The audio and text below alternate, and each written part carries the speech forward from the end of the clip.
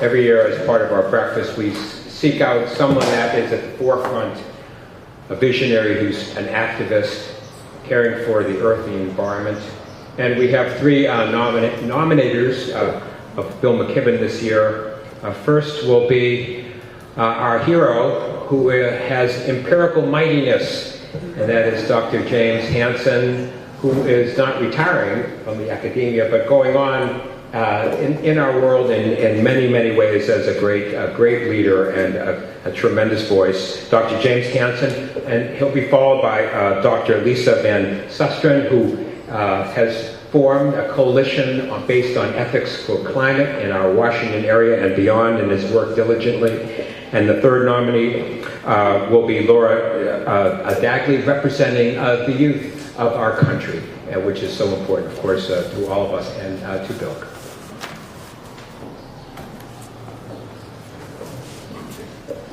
Thanks very much. I will be brief. I think, I don't know if there was a formal vote in the case of this award, but if there was, it was sort of like George Washington, as people voting for him for the first president, because it's so obvious. But let me just mention, we could have selected him for one of several different reasons. So let me just mention three of them to be brief. One of them is communication. In going from the beginning of this public awareness of this issue, Bill deserves more credit than anybody. You know, his first book, The End of Nature, I think in the late 1980s, is probably still the best book. He simply pointed out that the remarkable philosophical observation that we can no longer look at what's happening with our weather and climate and consider it to be the natural world anymore. And then this has been followed by many other things, but recently the book Earth, in which he spells Earth in a different way to represent that it's, I said a different planet, and Bill says this even much more concisely, but also he then expands in his book, and that has been enormous service, because we have to get the rest of the people in the world to understand that, and so that would have been sufficient reason to select Bill. But then there's also Bill's legendary work ethic in going around the planet and tirelessly, and perhaps most recently with this Do the Math tour. It takes an incredible determination to push yourself to do this sort of thing, and it's just extremely important, and he has been so effective at it. You know, I had for years been showing this simple bar graph of how much carbon there is in oil, gas, and coal, and unconventional fossil fuels, and then say, well, it's crystal clear, given that we've only burned a small part of this, that we can't burn it all. And I kept saying that, but I failed to communicate it. But Bill was able, by writing an article in Rolling Stone, to communicate in a way that the rest of us really find very difficult to do.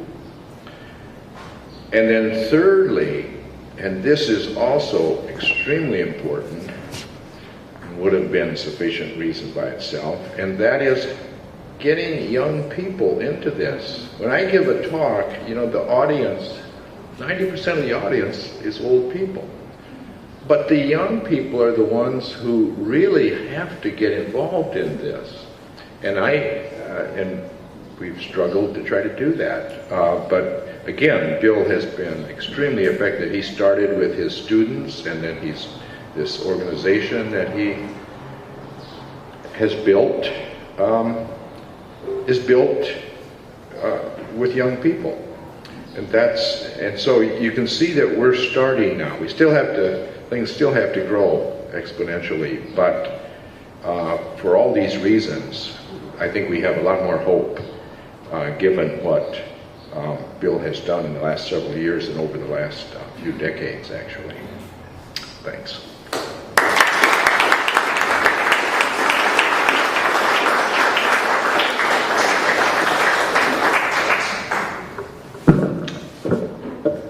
Okay, so I took a few liberties. The scientists are warning us, running their numbers and publishing their papers. An awakening populace is growing ever more wide-eyed. Our planet, oh God, are we going to be fried? Who will stop this?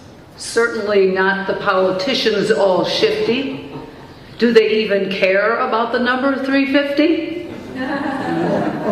A hero emerges to lead the charge and spawn a solution.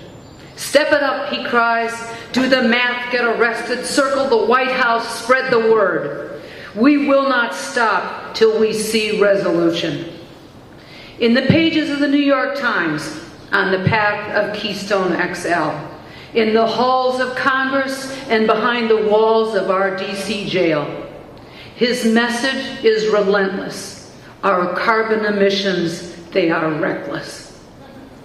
Our nation is coming together, inspired, united by his mission. Can you see this building transition? I therefore place in nomination, speaking without exaggeration, writer, warrior, philosopher, and patriot. If you think I'm kidding, come meet Bill McKibben.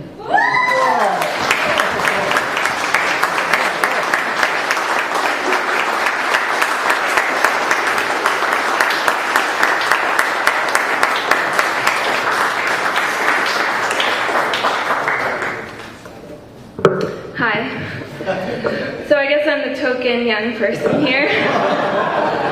Although I have to say I think everyone is pretty young at heart to be fighting the same battle together. I'm humbled and honored to be speaking, especially the two people I'm following. There are many men and women in this room who have inspired me and who have been great leaders in this movement. So just thank you for this opportunity, especially to thank you, Bill, in person. You have tapped into a valuable resource to counter fossil fuels, and that is young people, the generation. I think you recognized a force that could make a change in this movement. You've mobilized students across the country to start grassroots movements in universities and in their communities. You've encouraged us to go to the polls. 19% out, I think young people aged 18 to 29 make up 21% of voters, and 19% of us showed up to the polls, which is a huge amount. We've gone to social media to petition the White House to get arrested in front of the White House, although you did say that's mostly your all's job, not 20-year-olds, but you've encouraged us to encourage locally sourced communities. The numbers and facts you have given us are scary in and of themselves, but they're even more daunting to someone in their 20s who has 60 to 70 years to watch the ocean level rise and the temperature rise. We have to ask real questions like, do we want to live in a coastal community? And what sort of world do we want to bring our children into? We will be the ones carrying on the discussions that started here in the years to come. You've helped lead a real force for change. You've given us books, numbers, and tools for this change, but I think what I'm here to thank you for today, and the most important thing that you've given us, is a sense of empowerment. I've heard so many people say that our generation is lazy, we're unambitious, we all don't have jobs and we're living at home with our parents, and you've let us know that we have a voice and that it's heard and that it has an impact. And you've shown a love for the future and a recognition that the young people are the future and that we're going to be carrying on this battle. So I wanted to thank you. Your emails that you send out, every week, every other week, I feel like they're speaking directly to us, and in each email that you say, thank you for all you've done and all that you're going to do. And I want to say the same to you and let you know that we're right there beside you. Thank you.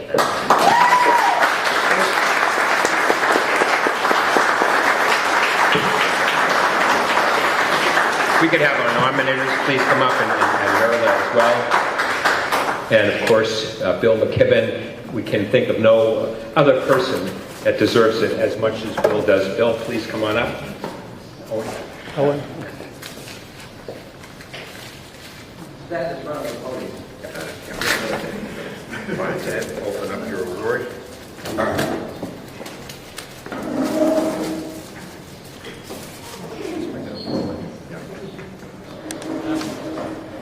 And Steward of God's Creation 2013 Award to Bill McKibben, presented in acknowledgement of prophetic vision, inspired leadership, and service on behalf of God's good, the National Religious Coalition and Creation.